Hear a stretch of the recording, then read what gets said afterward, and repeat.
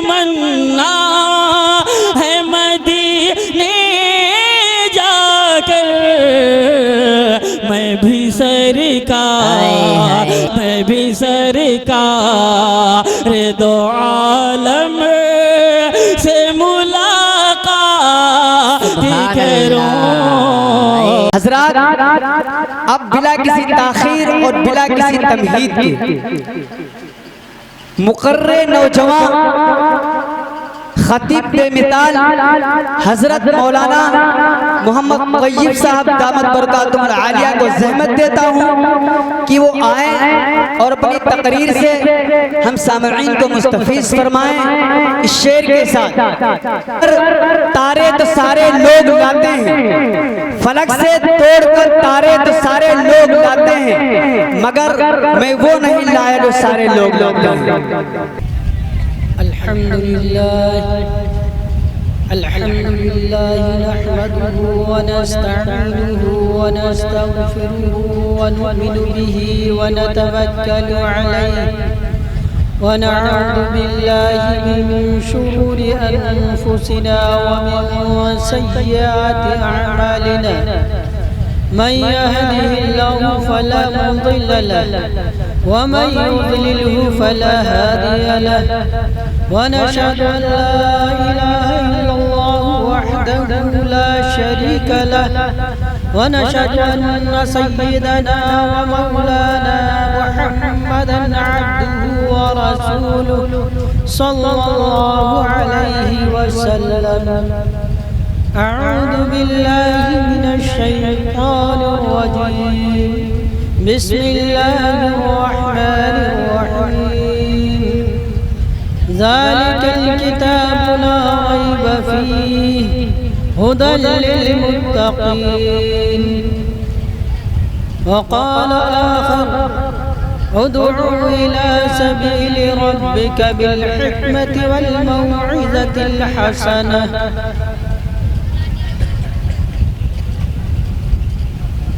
میرے محترم بزرگوں اور دوستوں،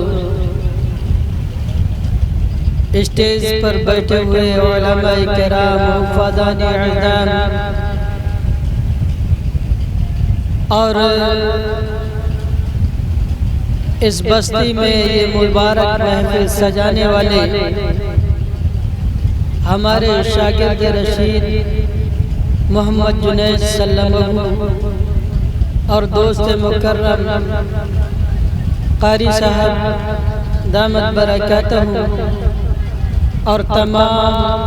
جملہ کمیٹی، اللہ رب العالمین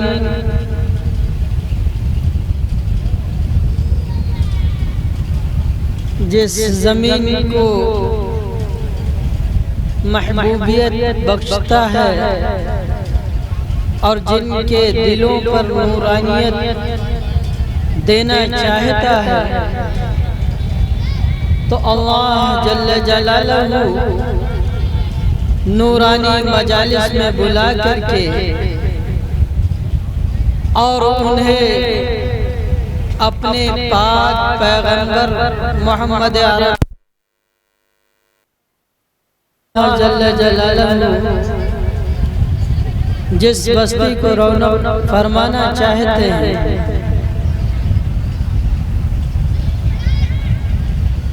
اس بستی میں اپنا ذکر فرماتے ہیں۔ اور یہ مجلس ہے اللہ تبارک و تعالیٰ نے اسی لیے قائم فرمائی ہے کہ جتنے انبیاء علیہ السلام اس دنیا میں تشریف لائے، سب نے جو عنوان دیا گیا ہے پیام انسانیت کا، اسی انسانیت کے تحت جب یہ انسانیت بھٹکتی رہی اور جس مقصد کے لیے اللہ جل جلالہ نے اسے پیدا فرمایا اس سے روگردانی کرتی رہی، تو اللہ تبارک و تعالیٰ نے اپنے برگزیدہ بندوں کو اس زمین پہ بھیجتا رہا اور اس کے ذریعے سے اس انسان کو انسانیت کا پیغام پہنچاتے رہے، اور جو انسان اللہ کے پیغمبروں کی بات مانتے رہے اور رب کریم کے بھیجے ہوئے پیغام کو تسلیم کرتے رہے، ان کو اللہ تبارک و تعالیٰ نے زمین میں بھی روشناس کرایا اور ان کی عزت و عظمت کو بلند فرمایا، اور جنہوں نے اسے روگردانی اختیار کی اللہ نے انہیں زمین پہ بھی ذلیل فرمایا اور آسمان میں بھی ذلیل فرمایا، اور ایسا کیا کہ اس انسانیت کو، جس انسانیت کو جینے کا سلیقہ اللہ تبارک و تعالیٰ نے اپنے پیغمبروں سے پہنچا، وہ انسانیت جب اس جینے کے طریقے سے ہٹ گئی تو اللہ جل جلالہ نے وہ نظام قائم فرمایا، وہ نظام قائم فرمایا کہ جس سے وہ چیختی رہی، پکارتی رہی اور لوگوں سے پناہ مانگتی رہی، لیکن انہیں پناہ نہ دی گئی۔ اللہ نے ایسی تمام بستیوں کو جنہیں اللہ کی نافرمانی کی وجہ سے کہیں زمین سے اٹھایا گیا، آسمان پہ لے جایا گیا اور وہاں سے پلٹ دیا گیا، کہیں پتھروں کو برسا کر کے اسے ناپید کر دیا گیا، کہیں ہوا کے جھونکوں کو چلا کر کے اسے اس دنیا سے ختم فرما دیا گیا، اور انسان کو اللہ کے نبی صلی اللہ علیہ وسلم جب دنیا میں تشریف لائے، اس اندھیری نے اللہ کے نبی صلی اللہ علیہ وسلم نے جب اجالا فرمایا اور اس انسانیت کو جینے کا سلیقہ بتایا، اور جینے کا سلیقہ جو تھا جس وجہ سے انسان اپنی انسانیت کو بھول گیا تھا، اس انسانیت کی طرف جب لانے کا ارادہ فرمایا، اس وقت سے پہلے اللہ کے نبی صلی اللہ علیہ وسلم نے اس انسانیت کو ایک راستہ بتایا کہ خود کو اپنے آپ کو تیار کیا اور وحدہ لا شریک اللہ کے سامنے پیش کیا، اور وحدہ لا شریک اللہ کے سامنے پیش کرنے کے بعد اس انسانیت کو سکھایا کہ دین تمہارے اندر ہو یا نہ ہو، لیکن یہ ایک بات یاد رکھنا، صادق الوعد، کہ وعدوں کا سچا ہونا، ایمانداری کا پکا ہونا، ایمان کے ساتھ یہ ساری چیزیں لگی ہوئی ہیں۔ جب تم ایمان لاؤ گے، اس سے پہلے بھی یہ انسانیت کا طرز عمل ہے کہ کسی کے ساتھ غداری نہ کی جائے، کسی کے ساتھ مکاری نہ کی جائے، کسی کے مال کو لوٹا نہ جائے، کسی کے مال کو گھسوٹا نہ جائے، کسی یتیم کو کے اوپر بے پناہ اور بے عزتیاں نہ کی جائے، کسی یتیم کے ساتھ اس کے مال کو بے دریغ لوٹا نہ جائے، اس کی بے عزتی نہ کی جائے، اس کے سر سے روپٹہ نہ اتارا جائے، اور ان کی یتیموں کی کفالت تمہاری ذمہ داری ہے، یہ انسانیت سکھاتی تھی۔ ایمان لائے یا نہ لائے، اس لیے رسول اللہ صلی اللہ علیہ وسلم مکہ المکرمہ میں جب آپ موجود تھے، آپ کے اوپر نبوت نہیں آئی تھی، اسی وقت سے آپ امین کا لقب پا چکے تھے، صادق الوعد کا لقب پا چکے تھے، آپ ایمانداری اور سچائی کے امین کہے جا چکے تھے، آپ کے فیصلوں کا اعتبار کیا جاتا تھا، آپ کی نبوت سے پہلے جو بات آپ کہتے تھے اس کو مانا جاتا تھا۔ یہ اپنے آپ کو تیار کیا تھا۔ جب انسان اپنے آپ کو تیار کر لیتا ہے، اللہ جل جلالہ اس کے رتبے کو بلند فرماتا ہے اور انسانوں کے دلوں میں اس کی محبت عطا فرماتا ہے۔ اور اسی دور کے ابو جہل بھی تھے، ابو لہب بھی تھے، ابی بن کعب اور اکرمہ بھی تھے، اور تمام ایسے لوگ تھے جن کا ایک ایک دبدبہ چلتا تھا، ساری انسانیت ان سے کانپتی تھی، ان کے ظلم و ستم سے روتی تھی، بھلکتی تھی، چیختی اور چلاتی تھی، لیکن ایسا نہیں تھا کہ ان کے پاس اپنی امانتوں کو رکھا جائے۔ یہ دبدبہ تھا ان کے زور و ظلم کا اور ان کی بڑائی کا، اقتدار کا، حسن اعتماد کا، یہ ساری چیزیں تھی، لیکن ان کے پاس کوئی امانت نہیں رکھی جاتی تھی، ان کے فیصلوں کو بیقین مانا نہیں جاتا تھا، ڈر کے اندر، دباؤ کے اندر اور ان کے ظلم و ستم کے اندر آ کر کے کوئی اقرار کر لے اس کی بات تو الگ تھی، لیکن رسول اللہ صلی اللہ علیہ وسلم نے اس کے مد مقابل میں جو پیغام پہنچایا وہ حسن اخلاق کا تھا، تدبیر کا تھا، سیرت کا تھا، نبوت کے آنے سے پہلے یہ ساری چیزیں کمال پا چکی تھی، اور تبھی جا کر کے رسول اللہ صلی اللہ علیہ وسلم نے جب مکے والوں کو جمع کیا تو سارے کے سارے پہاڑی کے پاس آ کر کے جمع ہو گئے، اور رسول اللہ صلی اللہ علیہ وسلم سے پوچھا، اے محمد تم کیا کہنا چاہتے ہو؟ لیکن یہ کڑوا گھونٹ انہیں ہضم نہیں ہوا، اور جب سنا کہ اللہ کے رسول صلی اللہ علیہ وسلم کو نبوت مل گئی اور اعلاء کلمت اللہ کا اعلان فرما دیا، تو سارے ان کے چچا، سارے ان کے آبا و اجداد جتنے بھی تھے، چند کے علاوہ سب نے ظلم و ستم کی ٹھان لی۔ اے مسلمانوں، تم پہ جو ظلم و ستم آئے گا وہ یہ سمجھو کہ ہماری ہی کوتاہی ہے، ہماری ہی کمی ہے، ہماری ہی شرذریت ہے، ہمارے اندر جو چیزیں ہیں وہ ساری اسی بات کی تائید کرتی ہے کہ ہم نے رسول اللہ صلی اللہ علیہ وسلم کا طرز عمل چھوڑ دیا ہے، اس لیے ہم پہ جو گزرتی ہے وہ ہم بھگتتے ہیں۔ رسول اللہ صلی اللہ علیہ وسلم نے اعلان فرمایا،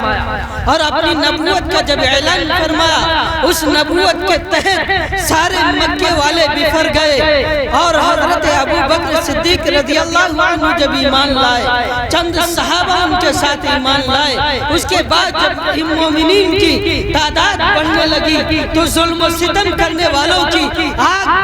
بھڑکنے لگی، اور اس آگ کے اندر اتنا بھڑکایا کہ آپ کے سارے راستے بند کر دیے گئے، آپ کی بات کوئی سننے والا نہیں تھا۔ اس دور کے اندر اللہ کے نبی صلی اللہ علیہ وسلم پہ کیا گزرتی ہوگی، لیکن اس انسانیت کو انسانیت بنانے کے لیے اللہ نے اللہ سے حکم مانگا، اور رسول اللہ صلی اللہ علیہ وسلم اپنی بستی کو چھوڑ کر کے اور طائف کی طرف کوچ کیا۔ اللہ کے نبی ہے اور رسول اللہ صلی اللہ علیہ وسلم جو نبی امی ہے اور سارے جہان کے نبی ہے اور سارے امت کے نبی ہے اور امام الانبیاء ہے، آپ طائف کی طرف جا رہے ہیں، کس لیے جا رہے ہیں کہ یہ انسانیت راہ راست سے بھٹک گئی ہے اور یہ ظلم و ستم پہ آمادہ ہو گئی ہے، وہاں جا کر کے شاید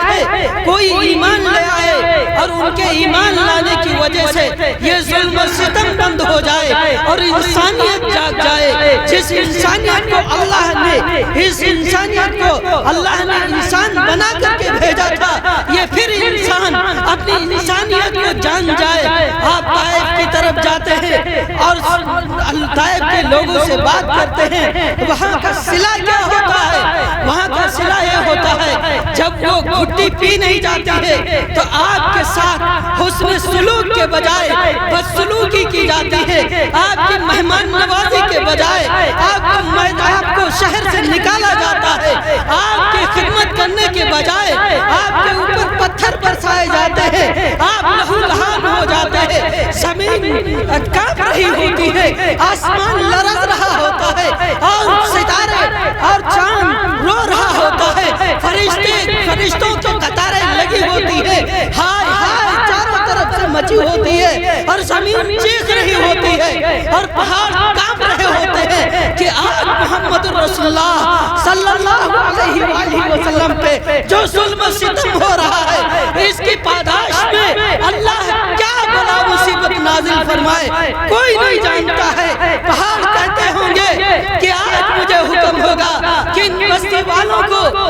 ذبح دیا جائے، اسی میں کچل دیا جائے، ان کی کھوپڑیوں کو توڑ دیا جائے، ان کی ہڈیوں کو جدا کر دیا جائے، ان کے جسموں سے کھال اتار دی جائے۔ یہ تو اس لائق ہے کہ رسول اللہ صلی اللہ علیہ وسلم کے ساتھ یہ ظلم و ستم کیا۔ اللہ کے رسول صلی اللہ علیہ وسلم بستی سے باہر نکلتے ہیں اور ایسا ہوتا ہے کہ آپ زمین پہ بیٹھتے ہیں، فرشتے آ جاتے ہیں، حضرت جبرائیل علیہ السلام کو برداشت نہیں ہوتا ہے، اللہ عرش میں اعلان فرما چکا ہوتا ہے، عرش کانپ رہا ہوتا ہے، آج غضب الہی آج اس زمین والوں کے ساتھ کیا فرمائے گا۔ فرشتے آ جاتے ہیں، حضرت جبرائیل امین آپ کو سلام عرض کرتے ہیں، ادب کے ساتھ بیٹھ جاتے ہیں اور کہتے ہیں کہ اللہ کے نبی صلی اللہ علیہ وآلہ وسلم میرے ساتھ وہ فرشتہ ہے جو کبھی اس سے پہلے اس زمین پہ نہیں آیا ہے اور اس کے بعد بھی وہ زمین پہ نہیں آئے گا۔ اس کے سپرد پہاڑوں کی خدمت انجام دی گئی ہے، آپ حکم فرمائیں تو ان بستی والوں کو کچل دیا جائے، ان کی کھوپڑیوں کو جدا کر دیا جائے، ان کی ہڈیوں کو پیس دیا جائے، ان کے جسموں کو کھلا دیا جائے، ان کو ایسا مسل دیا جائے کہ ان کے نام و نشان تک باقی نہ رہے، ان کے نام لیوا باقی نہ رہے، اس بستی کا کوئی نمونہ باقی نہ رہے، کوئی گھر باقی نہ رہے، کوئی در باقی نہ رہے، کوئی منبر و محراب باقی نہ رہے، کوئی خاندان باقی نہ رہے، کوئی اصلیت باقی نہ رہے، کوئی نسلیت باقی نہ رہے، کوئی اقتدار والا باقی نہ رہے، آپ بس حکم فرمائے۔ اللہ کا وہ لاڈلا جس کو رسول اللہ صلی اللہ علیہ وسلم کو رحمت للعالمین کہا جاتا ہے، بتائیے اس عالم میں اگر ہم جیسا کوئی اقتدار پہ ہوتا، کرسی پہ ہوتا، حکم فرما دیتا کہ آج میرے ایک ایک قطرے کا بدلہ لیا جائے، میرے ایک خون کا بدلہ لیا جائے، میرے جسم کے اعضاء جتنے زخمی ہوئے ہیں ان زخموں کا بدلہ لیا جائے، لیکن وہ رسول اللہ صلی اللہ علیہ وسلم جو اشرف المخلوقات میں سب سے زیادہ اعلیٰ اور سب سے زیادہ اللہ کے نزدیک محبوب، جس کے سامنے اللہ نے خود کہا ہے اے نبی جی آ جائیے اور اتنا آ جائیے، آپ حسین اے نبی جی ہم ہاتھ پھیلائے ہوئے ہیں، آپ پردوں کو چیرتے ہوئے میرے سامنے آ جائیے، آج ہم آپ کو دیدار کراتے ہیں۔ اس نبی نے کیا انسانیت کو پیغام پہنچایا کہ دیکھیے دین پہ جب کوئی آنچ آئے، دین والوں کو جب ستایا جائے، دین والوں پہ جب کوئی مصیبت آ جائے تو کیا ہو کہ اللہ کے اس حکم کو اپنے اندر اپناؤ۔ کیا ہے وہ حکم؟ کیا ہے؟ فاصبر ان وعد اللہ حق، صبر کرو اللہ کا وعدہ حق ہے اور سچ ہے۔ اللہ کے نبی صلی اللہ علیہ وآلہ وسلم نے اپنے وعدے کو پورا کیا اور فاصبر ان وعد اللہ حق کا اعلان کیا اور اپنے اندر تحمل فرمایا، صبر کیا اور فرشتوں سے کہا کہ اے فرشتوں میں کچھ نہیں چاہتا، اللہ سے جا کر کے میرا سلام کہہ دینا اور دعا مانگی کہ اللہ میں تو بہت بڑا گناہگار ہوں، تو بخشنے والا ہے، تیری ذات کے سامنے میں کچھ کہہ نہیں سکتا، تیری بڑائی کے اندر میں اپنی زبان کھول نہیں سکتا، اس لیے میں چاہتا ہوں کہ اللہ ان سب کو معاف کر دیا جائے۔ ہو سکتا ہے کہ اس کے بعد آپ اس بستی سے اچھے اور دین کے ماننے والے آج اس بستی کا بڑا چرچا، اس میں بہت سے ماننے والے بہت سے ماننے والے، اللہ کا دین وہاں سے پھیلا تو ہمارے اندر برداشت اور تحمل ہو جائے، اللہ کے نبی صلی اللہ علیہ وسلم کی سیرتوں کو ماننے والے ہم بن جائیں، سارے مسائل حل ہو جائیں گے۔ اللہ تبارک و تعالی ہم سب کو عمل کی توفیق عطا فرمائے۔ آخر دعوانا الحمدللہ۔